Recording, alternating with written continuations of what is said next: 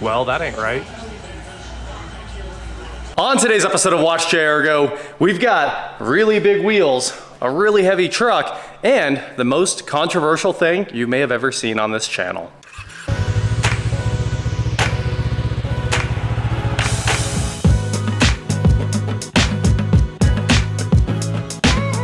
What is going on, guys? I am WatchJRGo, and behind me is the Chevrolet 2024 Silverado EV RST. It's even on right now, you can hear it running. Anyway, today I'm gonna show you the most controversial truck you've ever seen. Now, this is the engineering pipe dream. It's probably everything you could ever want in a vehicle. It could very well be your only vehicle, unless you do a lot of road tripping. And it kind of does everything well, but also Chevrolet has taken so much from us. So let's jump right in. I want to set your expectations for this thing right up front. So first, let's talk about the numbers. The big number, here's the really big number, is it can tow 10,000 pounds. And it can tow 10,000 pounds while weighing 8,800 pounds. This thing it's a small house. It's a house on wheels. It makes 785 foot-pounds of torque and 754 horsepower that it sends through its E four-wheel drive system. It's got air suspension all the way around. It has four-wheel steering. It's got 440 miles of estimated range, which is mind-blowing. It has an 8-year, 100,000-mile warranty on the battery. I know people love to get in the comments and complain about batteries, but the reality is every EV has massive warranties on their powertrains. So if anything goes wrong, you're really taken care of for a long time. This should be in its second or third owner in 8 years in reality. So don't worry, if you're buying one of these, well, you're probably not worrying. Another number that would probably have you not worrying is it's $96,000. And when you're spending $100,000 on a car, you're typically not working on it yourself. So what are you worried about? And after you spend your nearly $97,000 on a Silverado RST, what do you get for it? A 0 to 60 in 4.5 seconds. That is outrageously fast. This thing is a tank that still runs 0 to 60 faster than most of yesterday's sports cars. And there's one more number I want to talk about on the Silverado EV, and that's the fact that the RST, especially this one, the first edition, comes with 24s. Yeah, that's right, you heard me, 24s, cars and clothes. This thing's ready to star in its own sick rap video, which is why we had to make one. All right, this thing is a big truck that would be at home in any music video. It really does. It looks good up, it looks good down. Speaking of up and down, we just saw the air suspension do its magic. It completely changes the look of this truck because it comes down to like here and it goes all the way back up to this massive gap.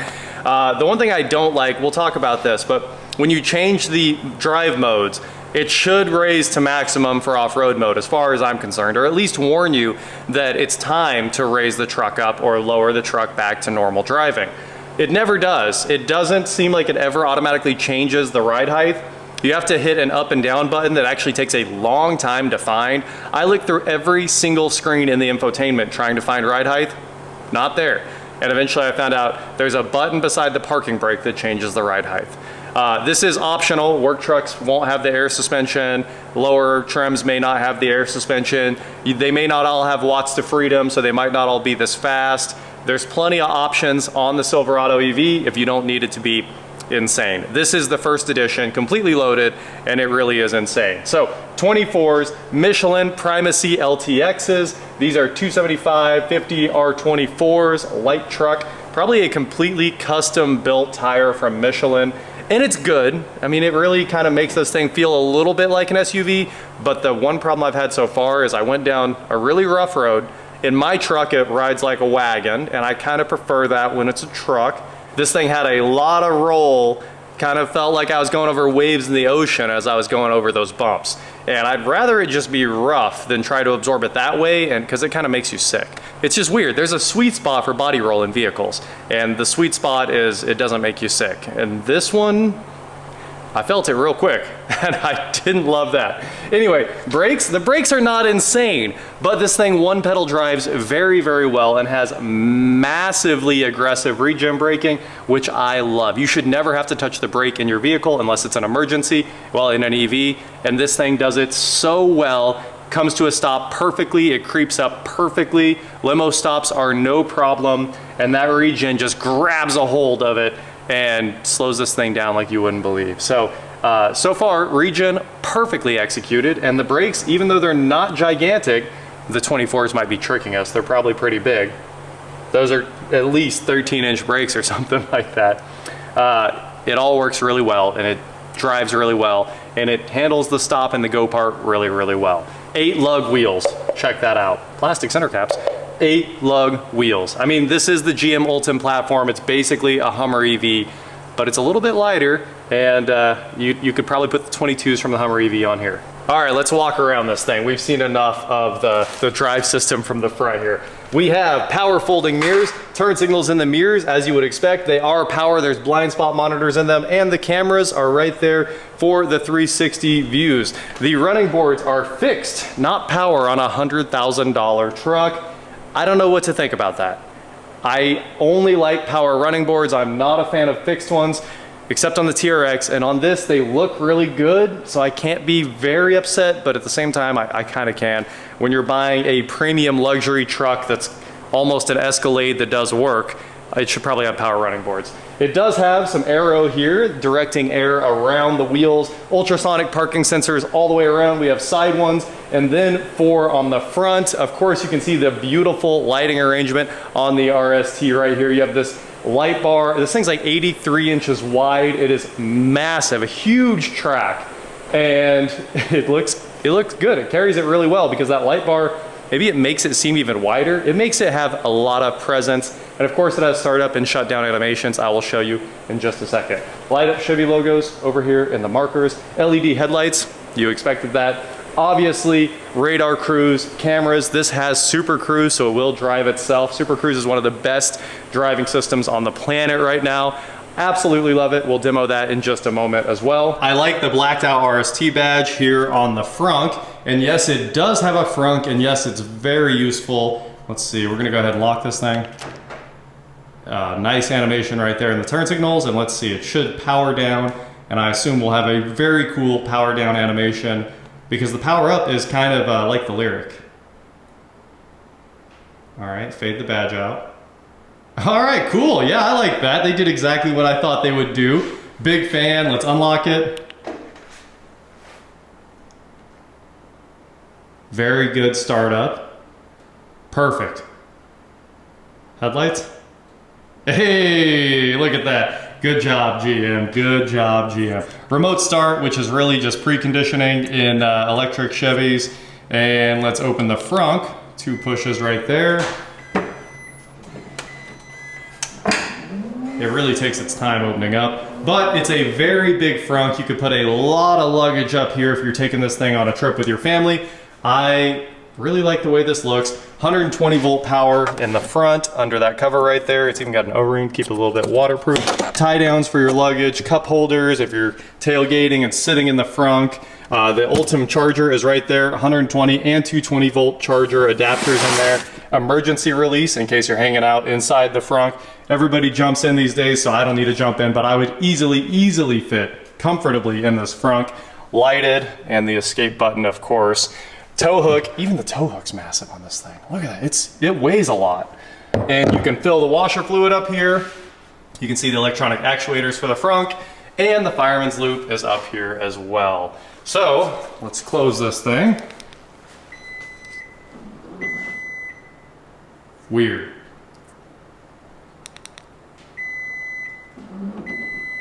How do you close it?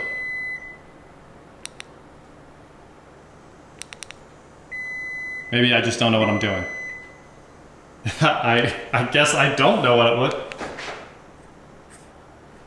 I'm very confused. I'm not really sure how you do this.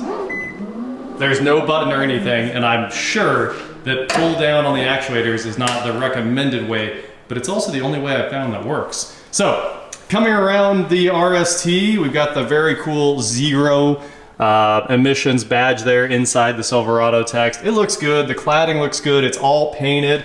This is kind of everyone's dream. Everybody wanted the Avalanche back because it looked so good and was so useful. So you've got the angle from the Avalanche here. You've got multiple cameras up in the spoiler with the bed lights. The mirror camera is up there, of course, and also the bed camera. So a lot of stuff's integrated in there. Factory soft tonneau cover right there. Chevrolet badges in the bed rails. Chevrolet badges in these good looking taillights. Ultrasonic parking sensors all the way around the back. Steps to get in the bed. RST badge, blacked out. It looks good. 2-inch receiver hitch with a 7-pin and the camera connections right there. So you've got the trailer camera plugins and LED tag lights as you'd expect. Another bed step. Great looking taillights. Let's see, are these animated? Ooh, cool. Oh, that is very, very cool. Wow. What an animation. And I really like the triple lights to match the zero emission badges there. Open the tailgate. It does not seem to be power up at all. It always just keeps releasing. So no power up, but this is a multi-pro tailgate. Somewhere down here, you got the zero emission thing again.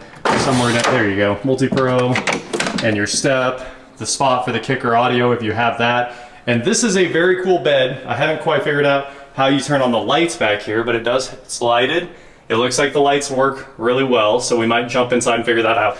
But all of the power outputs are right back here. So you've got your 220 volt outlet, charge another EV, run an air conditioner, anything you want. This is the power on for those. Here's the breakers for those, and then 220 volt and 220 volt, and some storage. Wow, actually a lot of storage under there. You could maybe shove an extension cord in there. I jumped in the bed with the remote and the bed lights turned on automatically, and then they disappeared again. I will say, I am not even the littlest bit of a fan of this not having a button. These look like they should be buttons to turn them on. There's one on each side. The Ford has that. There should always be a way to turn on the bed lights when you're outside the truck, and you shouldn't even need the key, really. They don't turn on for that long.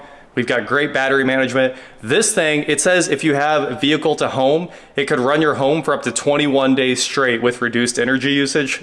That means turning off your air conditioner. I think this battery really could probably run your house for 21 days. Why can't you run these 1/16 of a watt LEDs for 21 days? You can, so put a switch in the bed. That's pretty upsetting. Now, I know what you guys want. You want to see this thing be an Avalanche, and today we're gonna do it. So it has the drain grate, just like an Avalanche did. If you remember, on the Avalanche, it's spring-loaded, flips up and down, and of course the back glass can come out, and all of this flips down, so you have 10 foot of cargo capacity in this thing.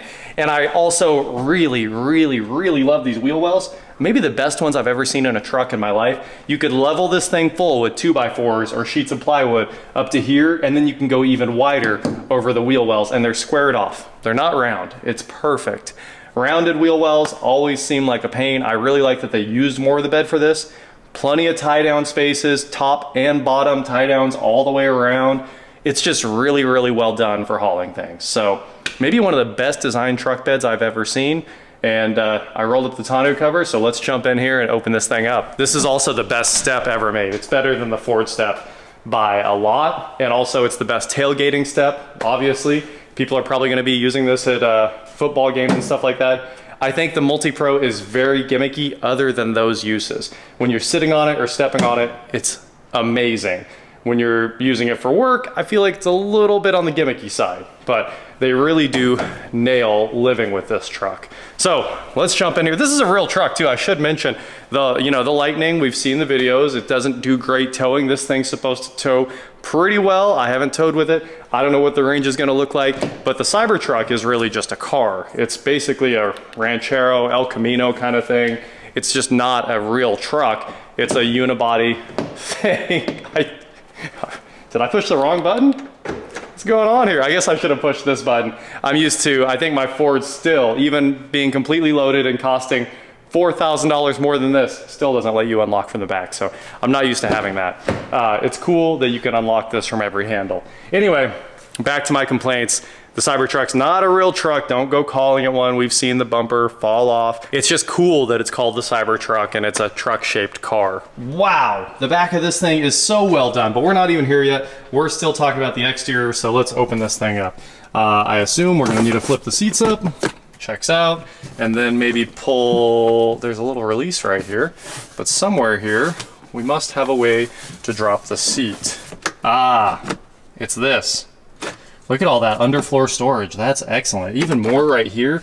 They really did this well. Apparently you need to flip the headrest down first. I'm flipping the rear passenger seat down. I do want to mention the Bose subwoofer, or maybe it's just the amplifier, but it could be the subwoofer. I don't see like a vent for it anywhere, but it's hiding out right here. Push the button for the headrest and flip this down. Okay, so we've got that unlocked, and then we've also got this unlocked.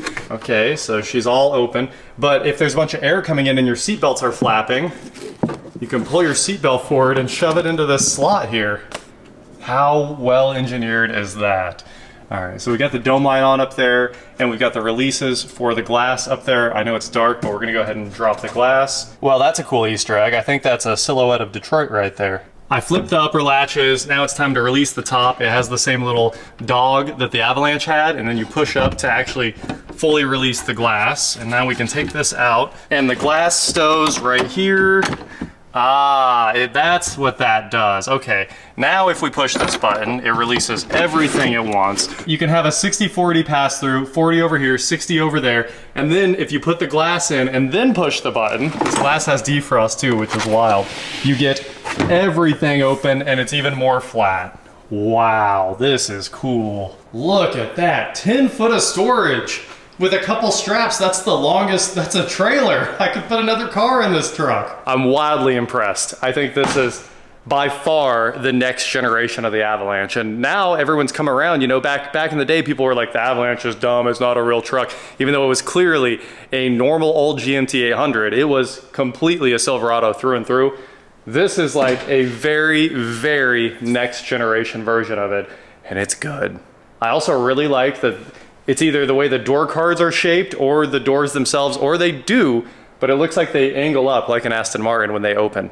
That's kind of interesting. With the midgate down, this thing looks pretty crazy. And then coming around the side, before we head in to check out all of the crazy things that GM has for us on this truck, take a look at this massive charge door. Take a look at an iPhone beside this charge door. I'm telling you, it's probably the biggest one you've ever seen in your life. Anyway, that's the charge door. It doesn't open nicely, not power or anything like that, but it's got its key right there for what it's doing. Is it a scheduled charge? Is it full? Is it charging? You know, all that fun stuff. And that all of those lights come out of the ring around the charge port there. 1772, and also DC fast charge right there. Let's plug this thing in and see what happens. All right, plugging in. I almost said the Cybertruck because I'm holding my Tesla charger here, but clearly not a Cybertruck. What's red mean? Never mind. Red means nothing. It was just waiting to turn on. So, there we go. She's charging. Before we head inside the Silverado EV, I want to show you guys underneath this thing. Take a look at the rear control arms. It's IRS. Maybe some of the biggest ones you've ever seen, and I think it's all the way up right now, which is pretty wild. Look at the bellows on the air suspension there, those monstrous CVs, monstrous electronic parking brake in there, and then the entire bottom of the truck is a single flat panel. It's huge. So we're gonna start the interior tour in the back. The first editions have this very cool stitching, blue on the top, red on the bottom. It looks pretty sweet throughout. Bose system, of course, are these. Oh, look at that, auto up and down rear windows. Good job, Chevrolet, love that. Dual water bottle holders in every door card, and an umbrella holder, and they put little logos in there so you know where to put your umbrella. It should say this is the trash can. Put your trash there. Of course, with the midgate down, the rear looks a little different, but if we flip it back up, Oh! It's got 2 more cup holders right there and a very nice center armrest. I really want to drive it around with the window out for a minute just to see what the wind noise is like. So I'm actually going to fold that back down. Tons of storage under here like I showed you guys. And of course, rear heated seats and very nice looking vents. More storage down there and 2 USB-C ports for your rear passengers. Oh, is that another 110 volt? Nice! You couldn't even tell it was there, but that is very, very cool. Look at the legroom back here. This is wild. There must be a full, almost 30 inches. I'd say 28 inches or something like that. That is a ton of legroom and nice little seat back pockets. One thing I do want to complain about, not kind of complain, the panoramic glass roof has no dimming and no shade. So no matter what you do, you are forced to have the top open, and there is some heat coming through there. In my truck, I basically never open the sunroof shade because there's too much heat coming in from the sun. So it's very cool to have, but you use it about 2 times a year. In this, you're gonna have to live with the sun coming through the roof all the time. It's laminated UV glass. It's probably not gonna break no matter what happens, but you don't have a power sunshade. And that is just a slight downside. Very cool though. Everybody loves seeing a glass roof in cars, and that's why now basically every car has a glass roof. I mean, it's been going on for a long time. Look at that Mini. It's old. These seats are very cool too. They keep the stitching, and they also have a very nice little pattern. Small hole, big hole, you know, so it's very good looking, very handsome truck. And now it's time to head inside the 2024 Silverado EV and talk about, well, all the important stuff, the part you have to deal with every day. First of all, more of that blue and red stitching. It looks really good, and I noticed a little Easter egg that I didn't see until just a few minutes ago. Check that out. Debossed RST logo in the leather, and that looks really good. The door panels are finished very well. I'm a big fan. It's got this soft cloth up top, hard plastic here. It's soft, but it's not soft touch, so it's not gonna get gross. An excellent control layout on the door, and then this nice section of leather, the stitching, and then we go back to the hard plastic.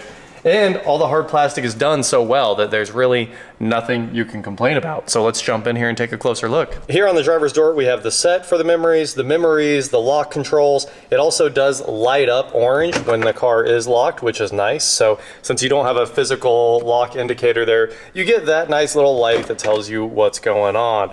Door handle, very nice. Nothing to complain about there. It feels sturdy.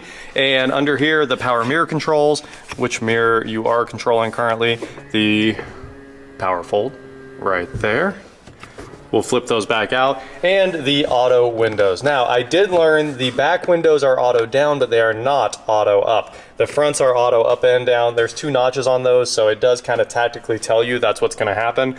But if you wanna roll all the windows down, you can do that, and it goes, but if you wanna roll them back up, you can just touch those ones, and then you have to hold the back ones. Kind of a letdown at $100,000. Now, the grab handle on the door card, very nice, very GM, very mindful, okay, I'm not gonna do that to you guys. I won't fully TikTok you. The Bose little pods there for the speakers, very well done. I like the piano black. I love the water bottle holders. It's all very nice right there, and a little detail down here in the door card. Instead of just being boring, they touched it up. Power seats, obviously, you wouldn't expect anything else when you're at one of the highest trims of a new, a first edition vehicle here. So we have the little 4-way selector for bolsters, and not for bolsters, for lumbar, and of course, just it's only like a 7-way seat, isn't it?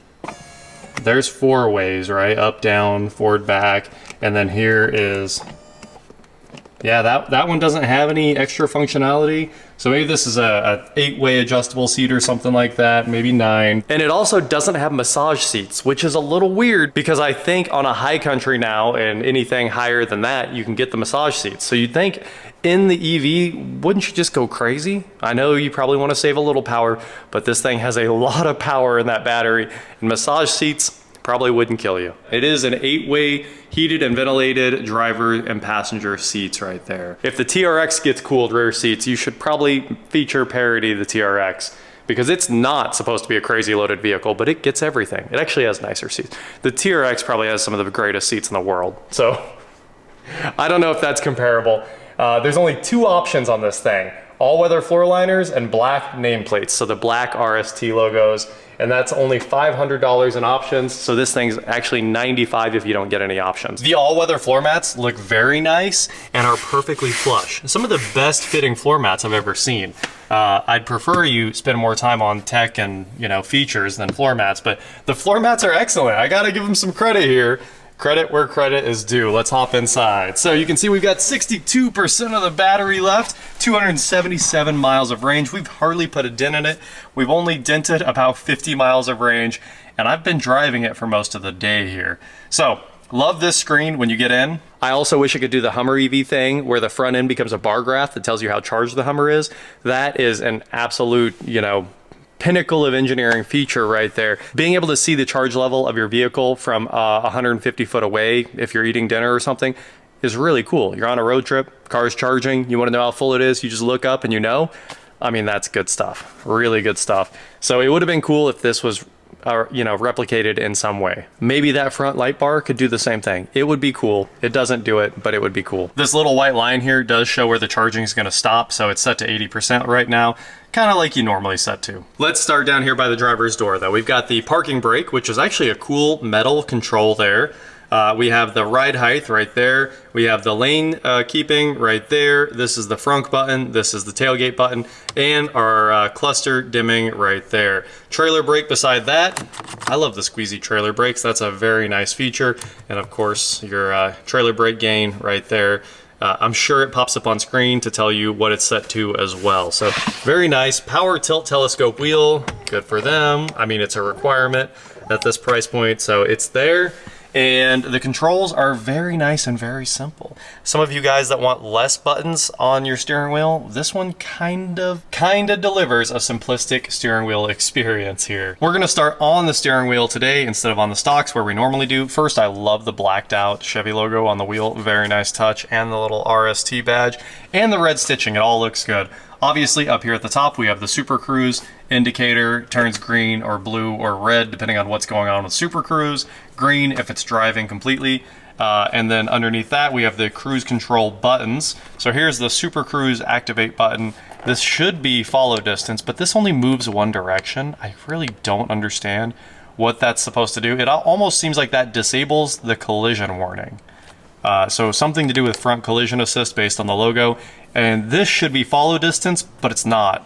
I really don't know what they're doing here. But cruise control, cruise cancel, resume and set, as you can see. And then media controls are over here on the right side. We've got the voice activation and what should be Siri. It is Siri if you hold it. It does work. And then your music controls, answer call, hang up call. It's kind of weird that that is a little up and down selector. The infotainment in here doesn't exactly make sense. It's not simple, and the way some things work are very complex. Like, why does this one go up and down? It makes sense. And then why does this one go up and down and have an enter button? They should all have an enter button if you can push in on one of them. And then why does this one only go one way? Like, that doesn't make any sense. And why isn't push in cruise cancel or set? It just doesn't make any sense. It's not consistent, and consistency is the key to good design. But enough about that. The camera for the eye tracking's right there with the IR LEDs, as you would expect, just sitting there looking at your face to see if you're paying attention to the road, and if you're not paying attention, no more self-driving for you. We've got our turn signals, high beams, and wiper controls right there. Push in the spray, and it's very simple, very intuitive. Works the way you'd expect a stock to work, honestly. Everybody loves their stocks. And a shifter stock over here, because everything else is crammed into this one. So reverse is up, neutral is pull towards you, and down for drive, and then push in on the end for park. So kind of the same stock everybody's building these days. Everything I'm complaining about on the wheel, minor annoyances. Really not a big deal. It does all work. One thing that's very hard to figure out is how to control the cluster screen in front of you. That's one of the reasons I don't like the inconsistent interface, because it's not like a two-part setup the way Mercedes would do it or anybody else would do it. They'd give you like a jog dial for each side of the screen or something. Changing the cluster screen, reconfiguring any of it, is just massively difficult in this thing, and it shouldn't be. It should be all figured out. And this all comes from my biggest complaint that we're gonna get to in a minute. But just to touch on it, They got rid of CarPlay. GM thought they could build a better interface than Apple, the one that's on all of our phones. Everyone in the world at this point has CarPlay or Android Auto, and we're so used to it working and getting in any car and it just being perfect. And GM was like, nah, we can do better. And they can't. I've spent a day with this and it's rough. The Ultify interface is very bad. Maybe this is why GM won't give me press cars, but CarPlay belongs in cars, and until somebody builds something incredible, leave it alone. It should have been an option. And the worst part about this not having CarPlay is the work trucks get CarPlay because they decided the work trucks weren't good enough to get this. So the work truck EV might be the best trim. I don't want that one, obviously. I want the loaded one. Big fan of everything else this does. It does a lot of really good work. Very sad that they tried to do infotainment and it's not good. Some screens you'll get into in the menu and it should have like an exit button, and you can see where the exit button's supposed to be, and sometimes you'll open a pop-open screen on top of that screen and then the X appears. It's like they just didn't even finish it. They just gave up somewhere in the software. It does a lot of very inconsistent and very, very bad things. You can't even get out of certain screens. There's a lot to talk about. It gets worse, far worse. And every single problem with this truck, as far as I'm concerned, is the software. Everything else is great. Incredible turning radius, fast, heavy, pulls stuff. I mean, it does all of the truck things. But the truck lets you down when you're sitting right here. This is the problem. And this is also where you spend all your time. A couple more quick touches on the steering wheel. Media transport controls right back here, up and down, just like you'd expect. So track, forward, and back are right there. This button is your regen. Hold it down for even more regen. It works incredibly well, just like my Volt. I love that if you're going too fast, you can just grab this paddle. Never touch the brake. I don't ever want to have to use the brake in a vehicle. The gas pedal can do it all in an EV. And if you touch this, it slows down so fast, it's like you hit a lake. I love it. It's got more regen than anything I've ever been in, more than any Tesla. Volume over here, as you'd expect, on the back, up and down. So let's turn this thing on. To turn it on, you can see there's no start button, nothing to rub the key on, no nonsense, just like a Tesla. Just touch the brake. That's how it's supposed to work. Look at that. Boom. It's on, it's ready to go. It can go in gear right now, that fast. Instantly ready if you want. So that's the startup right there. Another problem I have with this is the gauges are always childish in every single mode of the cluster. So let's take a quick look at that. We'll shut the climate off here so we can talk. This display is very nice, but also it's impossible to change it. You can't page through, and this looks like they should be separate pages, right? That's page 1, page 2, page 3. Nope. I have not found any way to change it, and this is not a touchscreen, even though it is in the Lyric and the Escalade. It's not a touchscreen in this, and it needs it. It doesn't work very well. You guys know I love computers and technology more than anything. If I tell you it's frustrating, it's frustrating. Like this, it's kind of stupid. Really, really poor design. But it looks good until you decide you don't want it to look childish, and then you're like, man, this looks childish. It really just does. All right, every time you get in this thing, at least when it's in demo mode, I haven't tried it out of demo mode because I'm not gonna register the truck, somebody's gonna own this, but it comes up with this screen, which is horrible. It shouldn't be there one bit. It should go straight to the normal screen, but nope, it says, hey, you're in demo mode, so we're gonna leave it in demo mode. And then it starts this.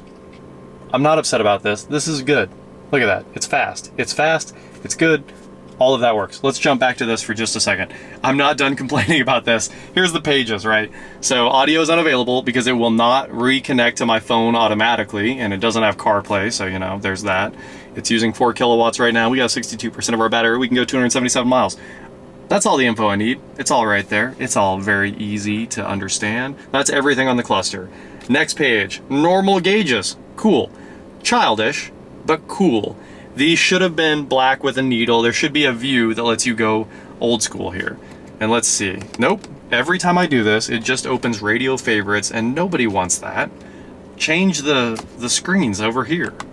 All right, so then you have to get out of that, and you can't. You cannot get out of that without clicking a button, which if you're on Bluetooth, it will leave Bluetooth. It's so dumb. So you have to push this, and then you have to go back to Bluetooth, and you have to hit OK. That's the only way out. It's nightmarish how bad this is. I don't know if anyone else has complained about this, but I spent an entire day with it, and these things have truly bothered me. All right, next, it has a copy of Audi's MMI, and it's beautiful. big Google Maps. Again, Audi MMI, you know? Okay, shut up.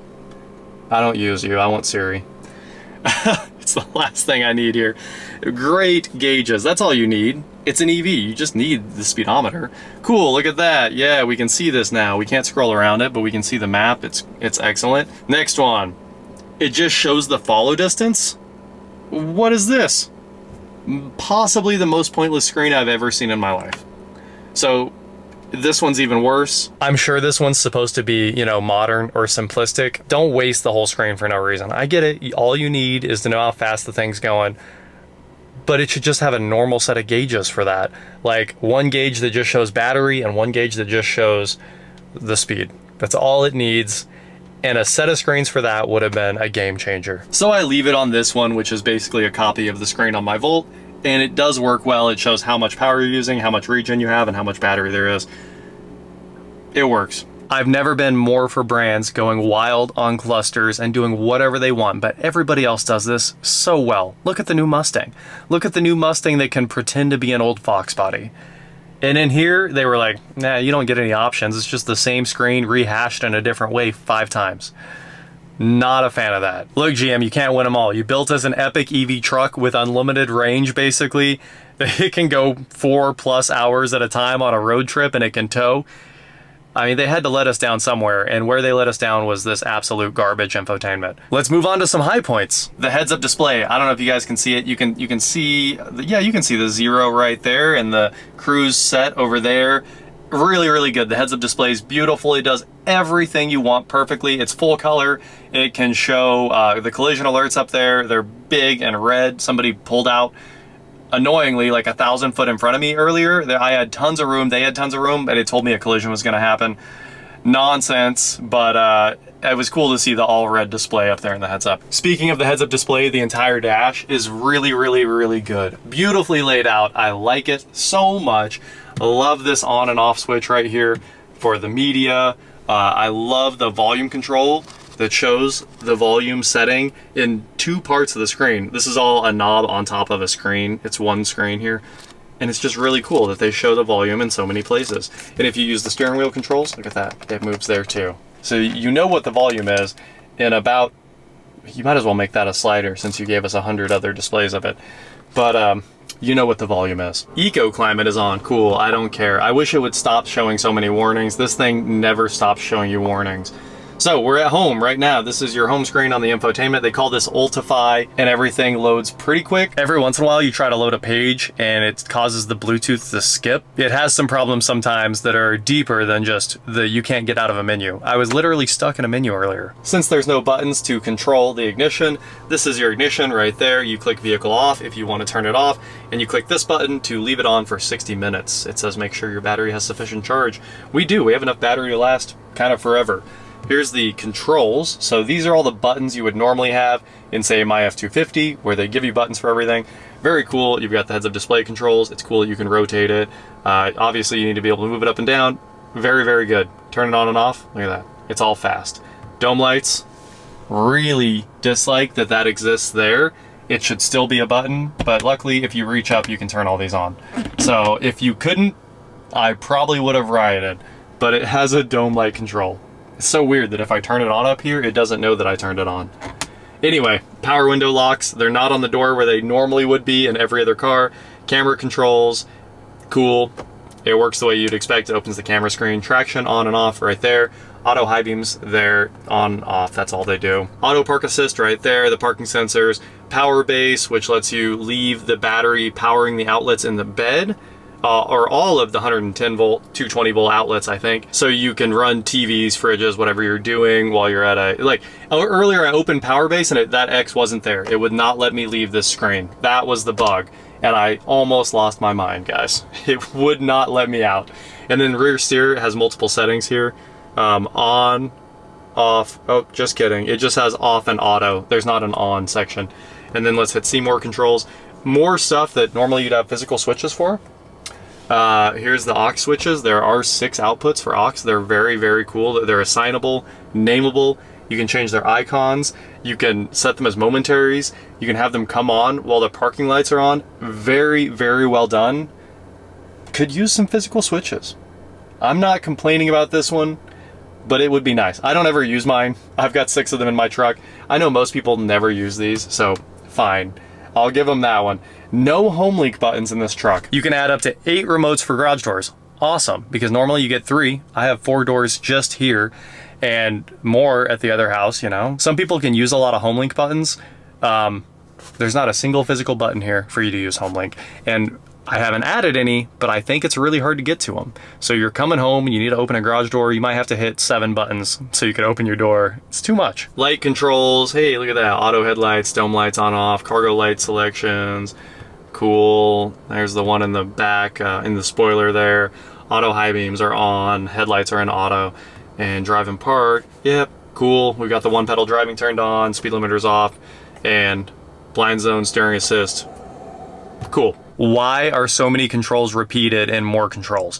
That shouldn't be a thing. They should only be accessible one way, and really, you should probably put most of them on the main screen. Look at all this space where you could fit an easy 6 more buttons, maybe 8 more buttons. They could all be right there, and then you wouldn't need physical buttons. I wanted to call this video maybe the most controversial EV truck because it's the best EV truck. It's the only one that can really be a truck. But now I think I might call it the worst infotainment I've ever used in my life. And not just because I want CarPlay to be there. I do, and believe me, I'm biased that it's not there. Very, very upsetting. But it's just terrible at the same time. It's very, very bad infotainment. It'd be one thing if it did work, if GM would have released a viable CarPlay alternative, if it had Waze. What are you supposed to do without Waze? You need to know where the police are. Like, most of us drive with Waze, even though it's terrible at navigation. I get it, Google Maps crushes them in navigation, even though it's exactly the same. Waze is running on Google Maps. But Waze, we need it to run in the background so we know where the police are at, but then you have to open it on your phone and remember that it needs to be open so you get the alerts over the Bluetooth. And maybe not even the police alerts, maybe you just want vehicle stopped on shoulder ahead or debris in road. That's a life-saving tool, and this takes it away from you. You gotta be kidding me. This smart controls thing might be where they hid the extra buttons, but there's only 2 and it's 1 pedal driving and power base. I mean, come on. And also if I push this again, it should go away. You can't do that. You can't leave a window on screen. It's so poorly designed. All right, the climate controls, they stay on screen forever, but they're terrible. There's, obviously these controls are what you need. This works. I've never used that before because they give you physical controls. But the fan, if you push it, it doesn't like turn to auto. And it also doesn't pop up the main climate screen like it should. Instead, you have to go home, because you're usually on this screen. Then you have to go home, and then you have to go to climate, and then you can finally set auto. So there's our auto fan, which I want turned off right now. But that's a nightmare. And they did give it a physical button. And then this is also a nightmare, just ergonomically. Look. Down is down and up is also down. It should be up and down like most cars are doing. It makes more sense that way. You don't have to think about it. Defrost button, rear defrost down there. And of course the passenger also gets temperature selection. Those work just fine. Here's the passenger controls. It's in eco. We want this to be in sync too. There we go. Turn off one of those. Cool. That's better. Anything else in here? Yeah, there's cool settings that are easy to get to. This is well done. Auto fan speed is medium. I like it on medium or low. I don't want to have to hear the fan. And cooled ventilated seats on startup, obviously excellent. Heated seats on startup, excellent. Chevy's done really well with those forever, for 20 years now. Auto defog, very cool. Auto rear defog, also very cool. If it's cold, everything can be automatic. Can't beat that. Eco climate's turned on right now, so it doesn't use as much power. So that is all of the pretty badly implemented climate controls, but they do work. Let's see. Okay, yep, that's a thing. But it should just be on auto. So why isn't that an auto button? At least sync does exist on screen. The heated and cooled seat controls. Ooh, nice. GM throwback right there. You can turn on just the back if you want. Unfortunately, you can't have both of them on at the same time. So you get to pick. Do you want cooled seats or do you want heated seats? I do like the 2-zone heated seats. That's always a cool touch. Very GM of you. All right, vehicle status. Let's take a quick look. We get a Chevy logo on screen, and I think that's it. Okay. This does work. This is why we think this is built on Unity, because you can go around, spin the truck, and click on things. It shows that the cabin's using 1 kilowatt.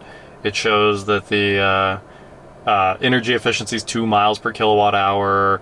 You know, okay, cool. We're done with all that. We're used to seeing these screens in EVs. You don't use them that often. You hardly ever use any of that. This is cool. It's very cool that you can spin the truck. And it looks like it does shade it for time of day. Earlier it wasn't brown. So I think since it's golden hour, it shaded it according to the sun from the weather it loaded over the internet. Cool touch. It either used the time or the internet to know what the sun position is. I'll give them some credit there. They really did go hard. All right, tire pressures. Again, you can see these all over the place. Oh, you can add this to the driver display. Okay, okay. So if I go like that, cool. I didn't want that there. This is a lot of nonsense, guys. Okay, here's energy usage. We can add that to the driver display. I don't want that there either. I want my map and my music. So that's the vehicle status page. It loads very slowly. Here's the drive modes. This is another very big complaint. If you go wide open in this thing, it's actually dirt slow. The throttle mapping is out of this world. It keeps driving like a normal truck, even if you're over like 75% throttle, where any other EV would be like, yeah, he wants to go fast. He needs to pass somebody. This thing will be like, no, you don't get any power until you push the watts to watts button. It doesn't have watts to freedom like the Hummer. It doesn't have the big American flag, but you have to literally hit what? 1, home, 2, drive mode, 3, probably normal, and 4 watts to watts. It's 3 button presses, possibly 4, just to make the truck go fast. That is very, very bad. It needs a drive mode selector, or at least something that says if it's wide open, go fast. So we've got my mode here where you can configure everything yourself. It looks like you can set the acceleration. That's cool. You can turn the motor sounds off if you want, because it does make motor sounds. They work pretty well. Info, it's normal. Cool. We figured it was normal. We didn't need that page. Here's tow haul. Cool. That goes straight into the trailering menu. Let's actually go back to our drive modes there. Off-road, yeah, the truck's in the mud. And tow haul, it's in tow haul. And then let's put it back in normal. It makes this noise when you push the button. It's like you load it into Halo. Cool. Also, oh, if you touch the gas pedal, it doesn't make any noises. Here's the one pedal drive button. It works great. So I really love their one pedal driving. Again, the way this truck drives is excellent. The way the Ultify works is not excellent. That wouldn't leave the screen. I needed to get out of it and I pushed the screen and it didn't leave. Let's do it one more time. Cool, it does that thing. And it goes fast after you do it. All right, back to home. Google Assistant is exactly what you would expect. The Play Store is what you would expect. You can download apps. Here's some of your charging settings right here. You can set the, your percentage of charge, and you can also schedule it if you need to use time of use rates at your house or anything like that. You can do it from your phone. You can do all kinds of stuff, and you can precondition from here too. Cool. We're done with that menu now. Cameras. The cameras are the cameras you would expect. For some reason it shows the one pedal driving and that the truck's on in the camera menu. It doesn't make any sense. This thing makes no sense. Cargo camera, obviously excellent. Overhead, side, hitch cameras, all the cameras you want, they all work very, very well. No spin, you can't spin the truck with the cameras. What's going on with that? It's got Alexa, don't need that. It's got trailering, I haven't set one up, but I'm sure it does what you'd expect. You can add cameras, add blind spots, all that fun stuff. And we basically looked at everything else. There's a million settings in here. Of course it has a Wi-Fi hotspot. Everything does now.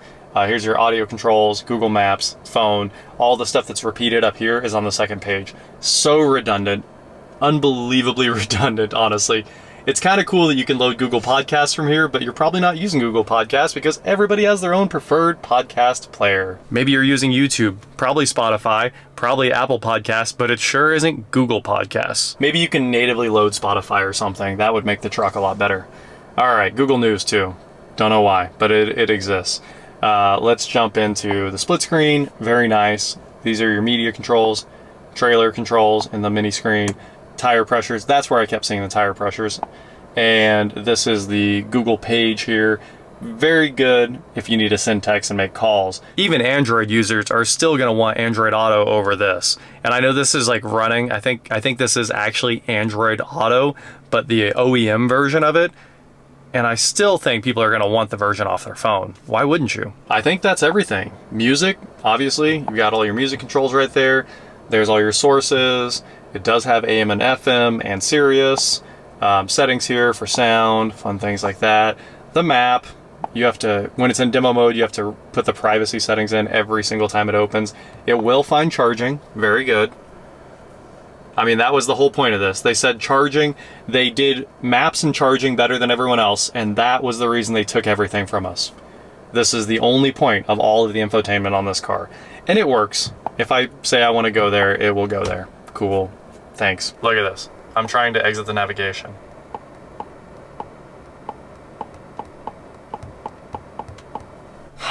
The battery's going to be at 58% when we get there, even though I don't want to go there at all. I can't quit the navigation.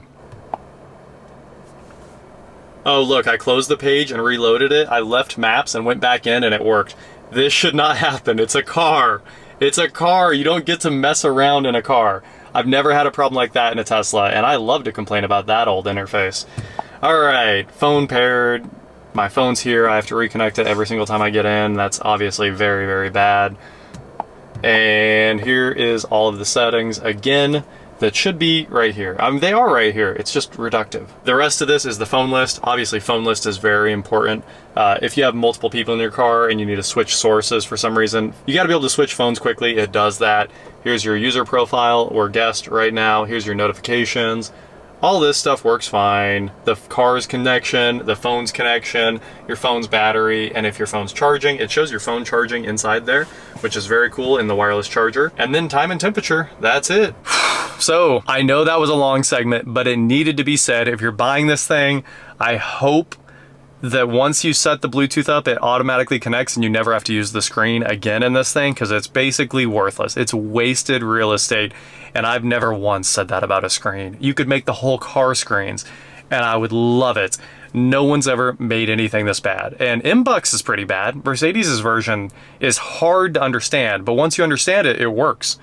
Why? That's always been Mercedes' take, hasn't it? Very hard to use, and then you figure it out and it's great. Well, this one's not. It's just never great. It has very big usability problems and interface inconsistencies, like menus you can't exit some days. Did I mention it has a heated steering wheel? It does, and it's got a button. Oh, crazy that you could build something so nice. All right, camera mirror, beautiful, love it. It's one of my favorite features of all time. It works perfectly. Lighted, sliding, sun visors, they're excellent. Microphone array, wow, that's cool. Down here, we've got the climate controls, we've got the wireless charger, we've got 2 USB-Cs. We have a 12-volt accessory socket right there. Wow, this goes on forever. Can you, nope. Maybe that's just a black hole. Don't drop anything down in there. There's nothing to stop it. It doesn't lift up. Oh, okay. That is sneaky. All right, well, we learned something new. There's a hidden button up here, and if you unhide it, you get the entire lower console, and it's very useful. Wow, that's actually very, very nice. Another upper console right here. Of course, the first edition logo. More cup holders, so 4 for just the front seats. And we can open this up where we have another USB-C port and a lighted center console. Good job, good job, good job. Can't say enough good things about this. There's also pockets on the side of the console, so unlimited storage in this thing. More storage over here on the passenger side. You can see the LEDs flickering in there, which is pretty funny. It's lighted, it's nice, nice vents. And of course, a big, soft, open glove box. So now that we've talked about the Silverado in a lot of depth, I wanted to cover every little thing about it. The wins, the losses, very, very good. Like I said, it's a very controversial truck. It's the one EV that will go do truck things for you and tow cars, and it'll just do everything. Haul your whole family, unlimited room, a Midgate. It's got it all, except massage seats and except for a good interface. But let's go drive this thing and see what it's like. All right, you can hear the reverse sounds now. It's just a constant hum. It doesn't appear to change with the speed or accelerator pedal position here. Why is the H2 and the Silverado EV the same size? Absolutely hilarious. I mean, it's a Hummer EV, but it's so funny how close they are in size. Look at their hoods. Look at their roof lines. It's the same. they just made this electric. All right, driving impressions, let's go. So I drove this thing around earlier. Jake jumped in here, Jake drove it a little bit, so we got to kind of experience what it's like to live with this thing for a day. We went to O'Reilly's. Tyler's Jeep needed a battery, so Jake was like, well, I said, let's take this, obviously, because I wanted Jake to drive it. So we used this thing to do our parts run, and we put a battery in there, got the Jeep going again, and this thing was fun to drive around. You know, it's so nice to drive these things around in town. EVs are unmatched as long as you don't need to charge on the road, especially this thing, because, you know, it can go forever. But the downside of going forever is the charging stops are incredibly long. I don't get to put a ton of miles on this, so I'm not gonna be charging cross country. I just know that the battery is massive and it's gonna take a long time to charge. So that was a lot of words to say one little thing. And I don't love road tripping EVs, even with my Tesla. That was a pain. It can only be worse if you don't have NACS and the vehicle doesn't charge as quickly. So there's that. So we're in Mexico and a light just turned red. So we're gonna pull up to the stoplight here. And after we do, first of all, Super Cruise isn't enabled yet, but it will enable in about 1,000 foot. So we'll get to demo that a little bit. You have to switch the, you know, the state you're in Mexico or something. But let's go to home. Let's go to drive modes. We're in normal, of course. Enable Watts to Freedom. There's the noise, and we'll launch it off of this light here in just a moment. Why did it just exit the drive mode screen by itself? If the drive mode screen's up, then leave it up. Why? The seat just started vibrating to tell me that I'm too close to something. I'm telling you guys, this thing's bad. When I say it's bad, because I love computers and screens. All right, here we go. 0, full throttle. So it scrubs the front end like a trophy truck. It's like rubbing back and forth all the way up to 70 plus mile an hour. You'd think they would have used all the technology in this thing to mitigate that. You know, it should launch like more like a Plaid or a Taycan or something like that. It shouldn't launch like a TRX. I love it, it's fun. It gives it some character. The TRX launching like that, where you have no control over the front end for a while, is so much fun. But in this, especially with it being electric, I feel like it should just manage everything and launch in a straight line really, really well. It doesn't do that. It scrubs back and forth, and for a while it's like, about 70, it cleans up. So if you're launching this thing, you need to be going 70 before it's good. All right, we are on a Super Cruise road. So this thing should magically do everything for me from now on, and I can enjoy sitting here in my seat and listening to some music. The audio system is excellent. It could use a little bit more bass. That subwoofer doesn't deliver quite the bass you're used to in modern cars, but it's fine.